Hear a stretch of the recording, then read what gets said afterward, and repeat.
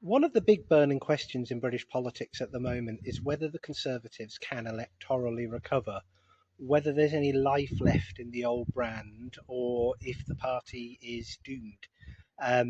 It's anchored at the moment on a very unsweet 16% in some polls, generally bobbing around the 16 to 18%, which is potentially disastrous for them because at the moment, some seat aggregators are kind of forecasting maybe 25, 30 seats on that basis. But that can be pretty dependent on the degree of vote efficiency, and it's not a given that it would even be that concentrated. So they're facing down the barrel, really of their own existence if they don't get themselves sorted out. And the big question is it too late, or can the Conservative Party, you know, reinvent its appeal for a new generation? Can it shift the dial, rebuild political trust, find voters willing to give it a hearing and recover? I am coming at this as a former Conservative Party member, now very happily ensconced in reform. But, as I've always said with this channel, I try to kind of give my analysis, share my thoughts as best I can down the line, trying to be, as objective minded as I can be about these issues. Fair mind. The Conservative Party is definitely in a bind. It finds itself in a very invidious position politically. It's got a lot of hard work if it's going to recover. Do I think they're fatally flawed at this point, incapable of reforming themselves? Putting some life into the brand? Probably not. I would say there's always a small degree of hope in these situations for any distressed brand, whether that's a political party or a corporate. It's got a long standing history. Yes, it's lost significant trust. Yes, it's discredited as things stand. Could somebody fix it? Probably, but they're going to have to be pretty skillful. They're going to have, to rely on a strong element of luck and an unforced errors on the part of reform, definitely, probably the Liberal Democrats and Labour to an extent as well. But there's a possibility that the Conservatives can turn things around.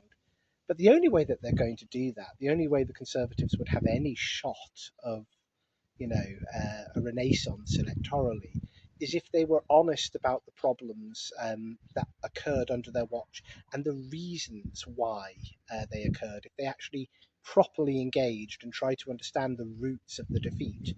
Because at the moment, what they're doing is they're blaming the wrong former leader for all their present malaise. They're blaming everything on Liz Truss and her mini budget, and we can get into that in a second. But they're ignoring the reality here of what really sunk the Conservatives. It certainly was not Liz Truss's agenda. And I know that the polls showed, the Conservatives had been sort of dripping downwards, and then there was a sharp plummet around October 2022. So that's not in denial. But this was more the symptom rather than the cause of that electoral breakage with Conservatives for many. It was actually the problems, the roots of it went a lot further back. Now, look, some people would say that the Conservative Party has been in a sort of a form of systemic crisis since the fall of Margaret Thatcher. And there's some salience to that in some respects because philosophically, the Conservatives over time have sort of stopped believing in things. In some would say, they've kind of foregone conviction politics and become, quite managerialist, sort of importing US campaigning techniques and political narrative, message discipline, much more redolent of the sort of the American political context. Lost that sort of sense of philosophical confidence that Thatcher had sort of reinstilled in British conservatism. Some of that seeped away. But let's fast forward a little bit to the sort of the Cameron era, and what happened there. So I think some of the problems do date back to Cameron in opposition and then in government. As both the coalition and then his year or so leading a small majority Conservative government. I think the Conservatives by that point had really leaned into this broad church and modernising image of the Conservatives, whereby ideology almost became suspect. Anything that sort of smacked too much of small state, anything that smacked too much of being too traditional, and of being, skeptical of the state, was kind of increasingly pigeonholed over as being reactionary, as not being sort of in keeping with a modern, inclusive Conservative Party. And I think, one of the key mistakes that the Conservatives made under Cameron was to accept, so much of the Blair and Brown constitutional and cultural inheritance in terms of the way government operated, but also the way society was framed. The social policy dynamics of a modern society.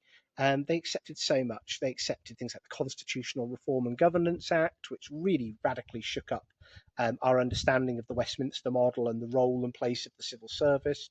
They accepted, largely speaking, as written, the Equality Act. They did make one small change to not put the socio-economic duty into effect, but the Equality Act has had a huge, lasting, I would say, and many would say, in some cases, damaging impacts on our social policy and in our economy. Um, they did a lot that was not advisable, that was not really consistent with the best traditions of conservatism under Cameron.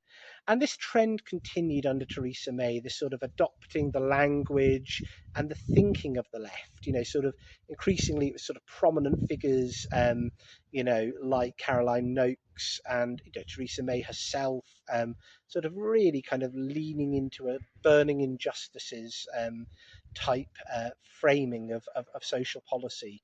There was a lot of that sort of stuff going on. Penny Mordaunt, all pushing the party towards, a kind of a position that's largely unrecognisably different from the Liberal Democrats. And then under Boris Johnson, you had, and Liz Truss talks about this very well in her book, this kind of obsession with the optics mattering more than the outcomes, and being seen not to do anything to sort of be, to be too right wing, to shake up, to make the horses bolt. So, when options were pitched under Boris, like repealing and replacing the Equality Act, the view wasn't that's a terrible idea, we should never do that. It was more, but the voters won't like it. It will look bad. We'll look like we're against equality. Well, good, because the Conservatives are not there. We're not the Labour Party. We're not there about equality of outcome. We're not obsessed, with sort of critical race theory sort of views, postmodernist views. Our view should be equality under the law, a basic anti-discrimination duty, and essentially the promotion of reasonable equality of opportunity and in terms of social policy. That's fine. But where we've got to, this was classic sort of Labour, Brownite, Harriet Harman's policy gift to the country, the Equality Act. We should have repealed it. But Liz was told, no, the optics aren't right for this. We can't do it when she was in charge of the portfolio for looking after the Equality Act. She wanted to make changes. She was blocked. And then, of course, we had the pandemic, and the pandemic was disastrous for the UK. The lockdowns were chilling, very authoritarian in nature. I think they've had lasting psychological damage to the nation and to many people. I think it led to a huge jump, a huge spike in working age people not working, being economically inactive and being reliant on benefits. Millions more people in that boat than there were before the pandemic. And I think it's led, to really scarring of the economy that persists to this day, and a serious fiscal crisis. The civil service, of course, ballooned during the pandemic and has never really come down since then, as has the quancocracy. And borrowing massively increased over the course of the pandemic. Energy prices were obviously affected by the global disruption, and they've never really recovered. And of course, we also, under Theresa May and Boris and Rishi Sunak, really leaned into the net zero agenda, which again was irresponsible. Now, I'm not saying that you don't want to, over time, have a cleaner environment and have sustainable, long-term, reliable energy sources. Of course you do, but let's be frank. The present approach to net zero in this country is a hair shirt. It's much worse than a hair shirt, actually. It's disastrous economically, and we are trading our prosperity for the principle of trying to lead the world effectively into poverty. Nobody's going to follow suit of the UK as the current Labour government and the last Conservative government was doing. It's a recipe for economic decline. So the Conservatives stopped really believing in economic common sense. They stopped believing in, you know, the principle that the individual matters, that we judge people on their individual character and their ability. Meritocracy went out the window under the Conservatives. And they also became fiscally irresponsible, for sure, absolutely. And freedom did wane under the Conservatives. We can get into on another day the Online Safety Act and the chilling repercussions of that. But there were also other things that they've brought through over time that have chilled free speech, absolutely, and have just had bad impacts that just not in keeping with a sort of you know any kind of Burkean or even Thatcherite sort of notion of ordered liberty and of the rights of the individual balanced with social responsibility. We're far removed from that. We've gone in a bad direction. But freedom, fiscal responsibility, smaller state, low taxes, all of those kind of core conservative principles that a government coming in 2010 should have been prioritising or weren't prioritised. I mean, let's not make any bones about this. George Osborne and David Cameron, they came in promising a post-bureaucratic state, lower taxes, and a freer future for the country. Did any of that happen? No, it didn't. We went in the other direction. We became more bureaucratic as a country. We became less free, and we certainly didn't become a wealthier, lower tax economy over time. And borrowing shot up. So we're in a bit of a fix. The Conservatives are no small way, shape, or form responsible for a lot of the problems we presently face. Can they get out of it? Well, they need to stop blaming Liz Truss to begin with for every problem under the sun. And there's a kind of an argument that they're edging their way towards a sort of staged expulsion of Liz. They're trying to bait her to get a response. And look, I'm not saying that the mini budget went swimmingly and there was absolutely no adverse market reaction. Of course there was. But the Bank of England itself has admitted that probably 2/3 of the market volatility and the sort of the reaction that led to spiraling interest rates and all the mortgage difficulties, 2/3 or more of that really was the product of regulatory failure on the part of the Financial Conduct Authority and the Bank of England, the failure to spot the crisis, systemic failures to do with long-term regulation of particular financial products. Liz, in that budget, in that mini budget, I should be specific, was trying to fix long-term economic problems. She was trying to get back to a growth rate of 2.5% at least, annualized economic growth. She was trying to, use tax cuts to sort of signal a move in that direction to try and get the economy juiced. She was trying to go for supply side reforms as well. She was introducing a range of new supply side reforms she was announcing around that time. And she was doing something which was not particularly Trussite. She was putting forward, because Liz doesn't believe in extensive, market meddling by the state.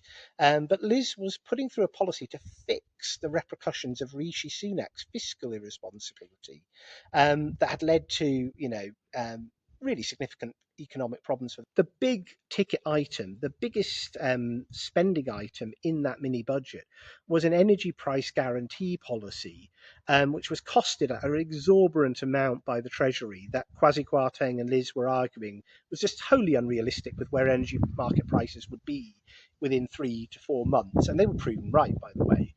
But the Treasury, modelled this price of how much this guarantee that the state would step in and, stop consumers, stop the energy market from basically toppling over with, hundreds of thousands, if not millions of people unable to pay an energy price, their energy bills. So Liz kind of stepped in with a bazooka and, committed to borrowing significant amounts of money to do that. And that, in part, alongside with the tax cuts being proposed, did spook the markets because she hadn't set out significant spending cuts at that moment in time.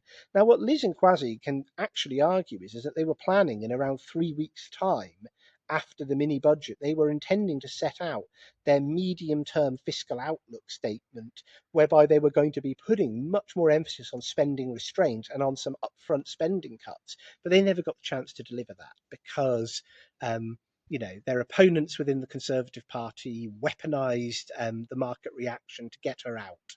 And then, of course, straight after that, Jeremy Hunt actually kept her national insurance tax cut, restoring what the position had been before Rishi had tried to put it up. So Rishi and Jeremy Hunt actually came in and kept that policy.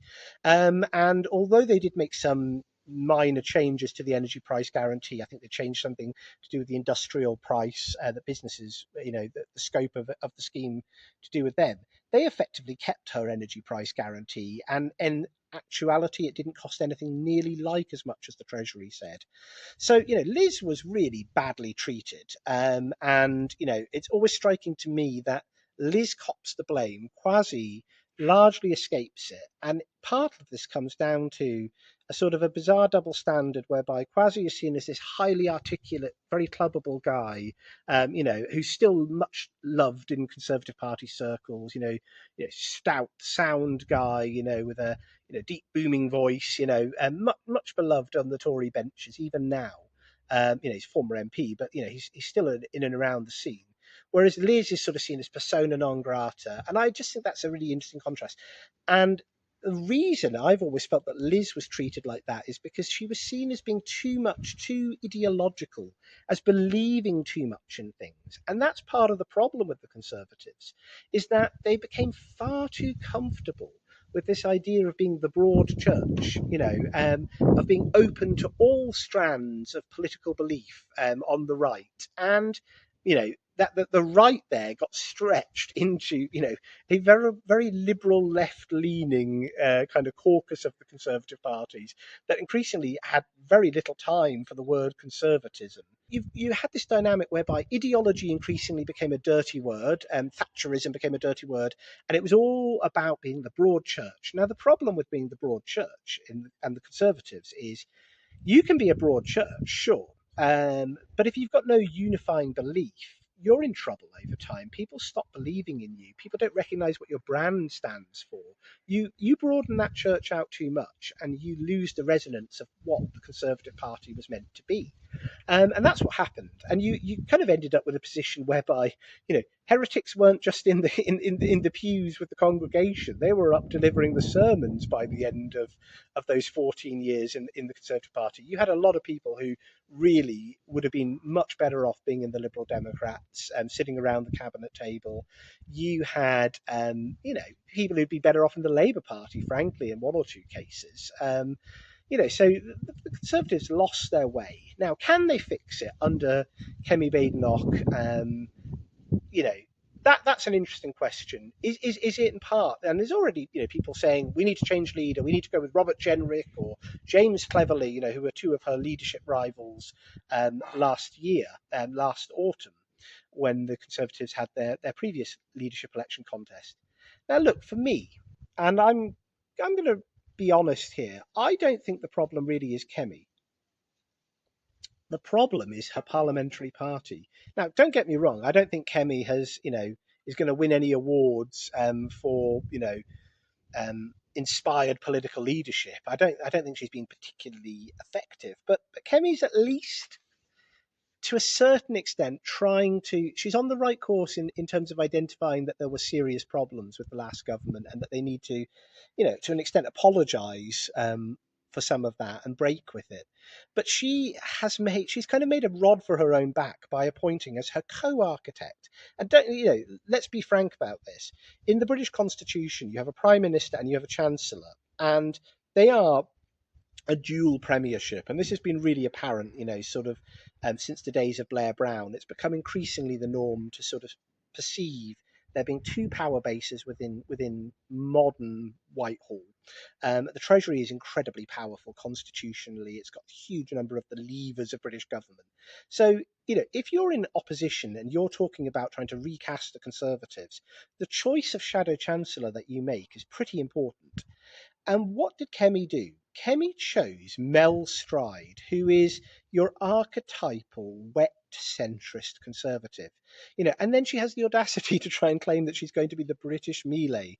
This is a Javier Milei, the Argentine president, who is an anarcho-capitalist, taking a figurative, some occasionally a literal chainsaw to a bloated state in Argentina, and after decades of fiscal irresponsibility there, bringing that country's economy, reviving the economy, bringing the state's overall spending outlay under control, improving the quality of governance of Argentina. So, he's great. Now, is Kemi Badenoch and Mel Stride, are they really the people that you would trust to do that? Look at what Mel Stride, look at his record in government. This was the guy who was the big cheerleader for IR35, which, is a really punitive approach to, they made it much tougher, IR35. It predated the Conservatives' 2010 government. It was there before, but they made those rules much harder. And they took pleasure in that almost, the kind of an anti-enterprise, anti-flexibility kind of approach. Anything to rake in a little bit more. He's the kind of conservative who knows, the cost of everything, the value of nothing. And he didn't understand small business. I know he'd been an entrepreneur in the dim and distant past himself, but he really didn't understand small business. And then you had, just his general track record at the DWP and in other roles within government, not good. This is an establishment man. This is a close ally of George Osborne and Philip Hammond. A sort of mini-me of Hammond, definitely. Very close to that sort of political set as well, like Dominic Grieve and David Gauke, very discredited, liberal Chino characters. Chino here standing for Conservative in name only. So this is not the guy you appoint if you're trying to become the next Thatcher. He is not compatible with any of that. And he's got a serious bee in his bonnet about going after Liz Truss. And that just tells me that they're not serious. Kemi is not serious enough at the moment about trying to learn the lessons of where they went wrong. Huge overspending, an irresponsible approach to the pandemic, a not so net zero agenda. Those were the real failings. And that's what they need to take accountability for and apologise to the country for if they want to get a hearing. But are the Conservatives sunk? Is the brand so electorally toxic they can't recover? I'm going to try and be fair about this. I don't think that's necessarily the case. Political parties are, capable of reinventing themselves. We've seen that in history. It's hard, but it can be done. And distressed brands, corporate brands will often get into really serious trouble. And if you get an inspired leader who gets the problem and brings in talented people around them, they can turn it around. Do I think Kemi's going to do that? Probably not. But it's not impossible that, through a confluence of events, reform, rather messes it up and doesn't get a majority the next time, and the Conservatives have a respectable enough, sort of a leadership election, not leadership, general election result under either Kemi or somebody else. That's possible. And then the Conservatives kind of go on to rebuild. But, they're going to have to find something deep in themselves, and they're going to have to find, the integrity to admit that they made mistakes, and the resolve to change, a genuine resolve to change. And they're also going to need to show a little bit of humility, because there is still this kind of dynamic, and it's not just the current leadership, it's also the kind of almost the people in exile. Some of them, like the kind of the figures around popular conservatism, which is a good group, don't get me wrong, they've got some great ideas, but even there's this kind of snootiness towards reform that you do hear of, the Conservative Party is still the best place because it's got the best people, the most talented people, the Neil O'Briens of the world coming in to run, policy development, the big brains of Whitehall. Well, look at what Neil O'Brien was during the pandemic, where he was effectively the witchfinder general of Matt Hancock, going out of his way to cancel people, in public life, in science, in academia, really going on these vendettas through threads to try and get anybody who expressed skepticism around trying to get those people cancelled in public life, eminent scientists in some cases. So, I would be a tad careful about sort of, taking Neil O'Brien into your bosom as, the champion of authentic conservatism, and rational decision making, because I think he rather lost his head. And he's still an acolyte of Michael Gove, who has a tentacle-like sort of grip over the heart of decision making in the Conservative Party. Gove has left the Commons, but he's still very much, metaphorically speaking there, and he's over in the Lords himself. But a number of his allies are in, pretty senior positions around the cabinet table, and a number of his former advisors are running Kemi's operation now. Kemi recently lost her, former chief of staff, and close kind of political ally, another former MP, guy called Lee Rowley. He left, and he's been replaced by Henry Newman, who was a former Michael Gove special advisor. So the Govites are in some respects helping run the show. It, they're not in a great place, and if they're going to get in any chance of a recovery, they're going to need to take on the bad elements of their history. And I just don't think they've got the people right now to do it. In the positions to do it. So they'd have to shake things up again. And she's just shaken things up with a mini reshuffle, we know. She's going to need to do another one, frankly, because I don't think this was the right answer. And I certainly don't think bringing James Cleverly back into the fold was the right answer either. She's got some big headaches ahead, and she could face a leadership challenge. But the Conservatives, they can make all sorts of promises around ECHR, leaving that if they want to. I'm sure that's where they're headed. But it's the follow through. Can they convince people that they would actually follow through and meaningfully make whatever changes are needed to grip the big problems that the big negative inheritance that they left the country in terms of fiscal responsibility, mass migration, no control over the borders, a weak economy, a bloated state. Would they have the confidence and the conviction to really drive those policies through? They're going to have to prove that if they want a chance to govern again at any point. And they're going to need an element of luck. Reform would have to really goof up for the Conservatives to have a shot of getting back in. Now, look, I'm not a purist. It is possible that reform does stuff up really badly and the Conservatives get a second lease of life. But there's an element of luck in that. It's out of your hands to an extent because Reform have got such a commanding lead at the moment over the Tories, and Reform is probably in a position now with some of the leads it's enjoying 6, 7, 8, 10% in some cases, in a position where it could be forming quite a durable majority to get things done.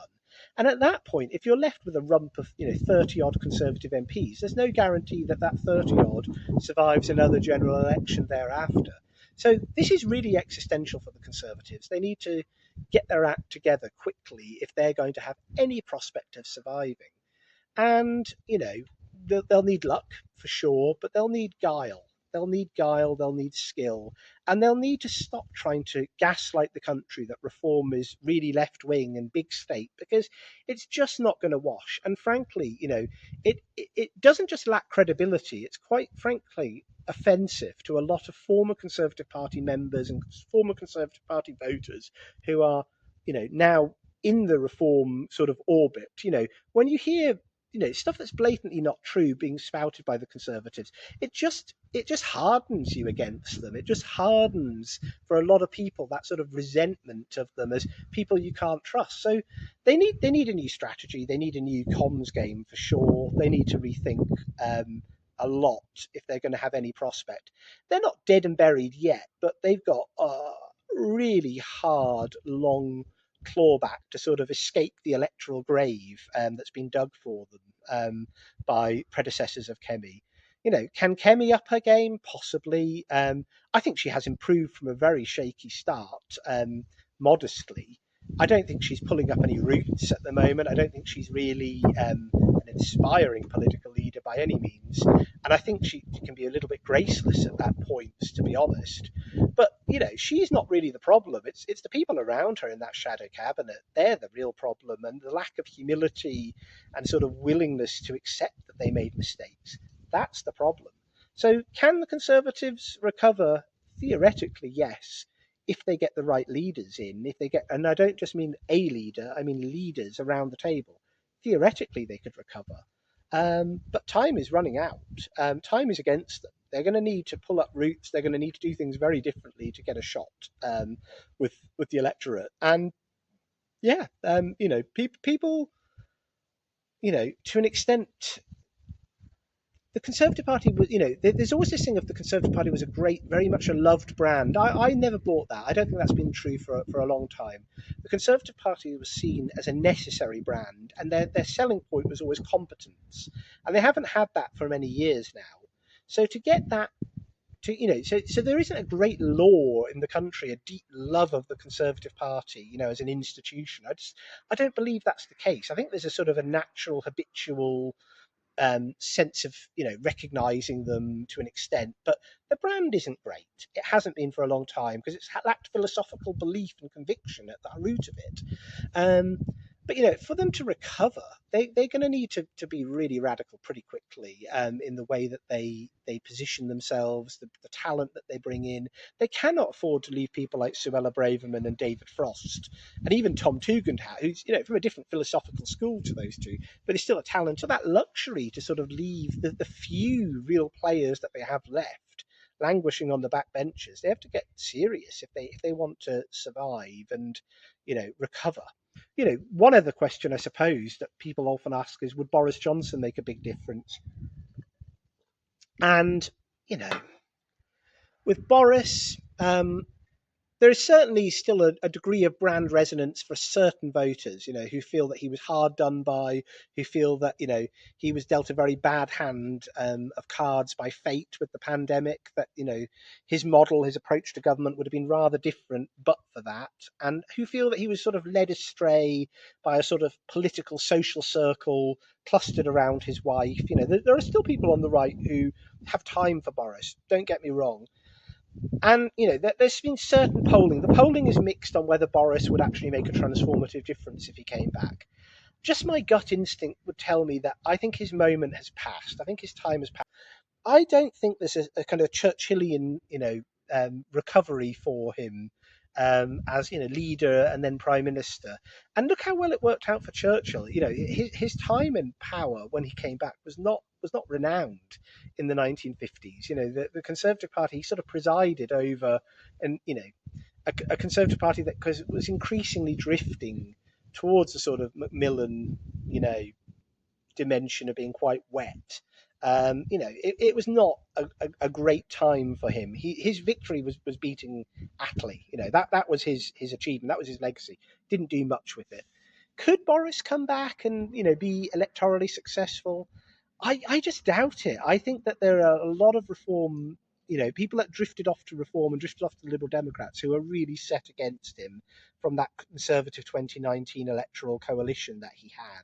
I think some of those people would never come back under Boris. His positioning on net zero hasn't changed, whereas I think the country, particularly on the centre right and the right, is much harder nosed about those kind of issues now. So I think time has moved on from Boris as well. I think their best shot is, to be honest about the mistakes that they made, to actually have practical conversations with voters, with former voters of the Conservatives, and to go away and think quickly and start putting together policies. Whether they need to change leader or not, who knows? Let's see how Kemi carries on. I don't think that Robert Jenrick is necessarily the political messiah either. Um, you know, we'll see what shakes out from all of that. But Jenrick's recognition and favourability is actually, with some polls by Freshwater Strategy for City AM, is actually lower than Kemi's. So he's not necessarily the slam dunk answer either. Um, it's hard to get a hearing in British politics right now for the Conservatives. They're going to need to get their act together quickly and focus if they're going to have any shot. But what they cannot afford to do is dawdle for years on end with these kind of quiet policy reviews. And it was a really foolish thing for Kemi to sort of initially say no policies for 2.5 years, and then of course within weeks start putting out policies as she realised the error of her ways. Same way that Kemi had also said that she was very happy about 5 weeks into her term, saying I'm very happy with my shadow cabinet and I'll carry on with them to the general election, which is a crazy thing for any sort of leader to say, because of course then performance levels did drop. They became less visible because they all felt very safe in their jobs. And of course she's U-turned on that. She's had a reshuffle, I think in July, quite necessary to do so. So she's learning on the job. Personally, I think there's an element of luck as well that comes into these things. I'm a big believer in political luck, in exigencies, factors beyond your control having a bearing on the final outcome. And luck could favour the Conservatives, it could not favour the Conservatives. Reform could really stuff up, making a lot of unforced errors, or things could crop up through no fault of Reform's own that really eat into their lead and give the Conservatives not a chance necessarily of winning the general election in 2028 or 2029, but at least sort of, limping away with a respectable result and kind of putting themselves in a position then to recover thereafter. It's all possible. There's a lot left to play for in British politics. And the Conservatives, they're not dead yet. They've got a lot of hard work to do, but they could come back. But it feels to me like they would need to be willing to do something that they haven't been to date, which is say, we really badly screwed up. We didn't have any of the right answers between 2019 and 2024 to the big problems the country was facing. And we need to, go away and think really hard and come back to you with serious solutions. If they do that, they might get a hearing. I think it's too late for me personally to even remotely consider voting Conservative. The trust is broken for me. There are just too many centrist types lurking around there, but others might feel differently. And do let me know in the comments. I hope you've enjoyed this episode of Kremen's Corner with me, Daniel Kremen. Do check out the rest of the channel, and yeah, let me know your thoughts. Thank you very much.